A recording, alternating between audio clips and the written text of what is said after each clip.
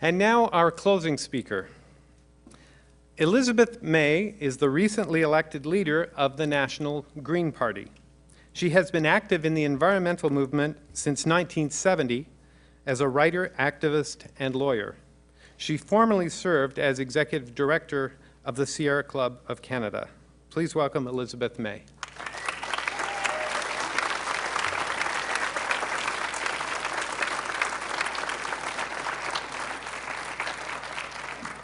Well, thank you so much, and it's really a pleasure to be able to be here with so many old friends and people who contributed to the quite excellent work of the Toronto Environmental Plan.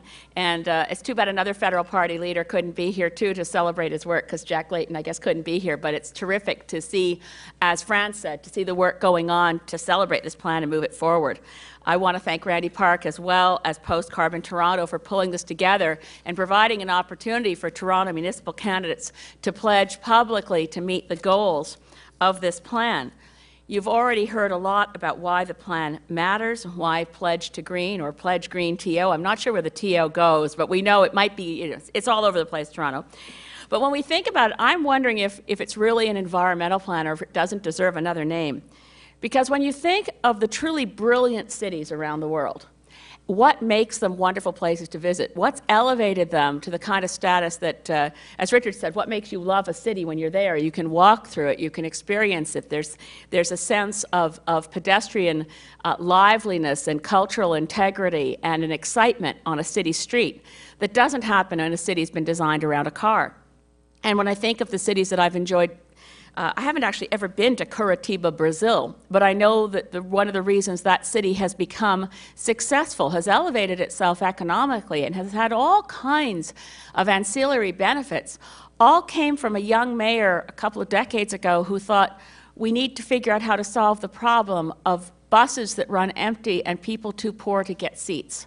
And how do I fix this problem? And he came up with creative solutions, which now one has built on the other, to where Curitiba experiences a cultural renaissance. People choose to live there for the quality of life. And it's all designed around a brilliant mass transit system. Or Singapore, which is extremely pleasant to visit because it's too expensive to own a car. I think it's a brilliant idea myself. I've always found owning a car too expensive, but that just has to do with my income level. I think it's a really worthwhile to discourage individual car ownership if cities can actually provide decent mass transit, pedestrian opportunities, and cycling.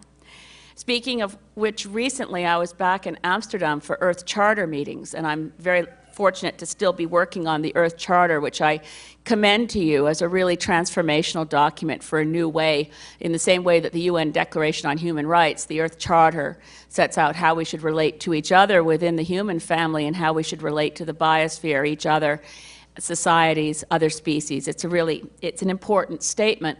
But fortunately for the Earth Charter work committees that pulled the document together, we have tremendous support from the Dutch government. So we end up having about one meeting a year in Amsterdam. And when I'm in Amsterdam, the thing that strikes me, besides, it's a beautiful city.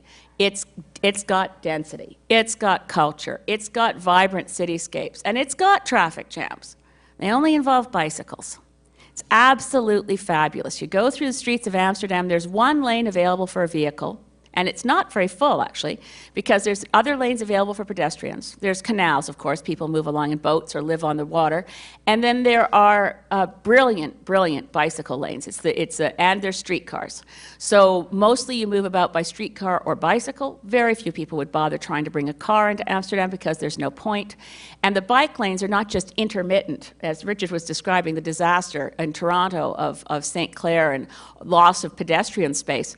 The bike lanes and the pedestrian lanes are dominant and have down one side of the street directional bicycles that move in that direction, down the other side of the street the bicycles moving in the other direction, and at every street corner traffic lights for the bicyclists. It's a brilliant system, and it contributes to the fact that the city is fantastic. So when we look at all these things and look at Toronto's opportunity to take its place with these great cities of the world, we have a shot. And when I think of, Greg mentioned the Toronto Conference on Climate. It was the first globally significant international scientific conference, a large conference here in Toronto, the last week of June 1988. And the target that emerged from that conference for reducing greenhouse gases, as against 1988, because the conference was in '88, it was decided by the scientists present that, well, I should tell you that, because I think this is, Greg described it as we're in deep trouble. The language the scientists actually used was this, and this was in 1988. The consensus statement of the scientists there began with this sentence: humanity is conducting an unintended, uncontrolled, globally pervasive experiment whose ultimate consequences are second only to global nuclear war.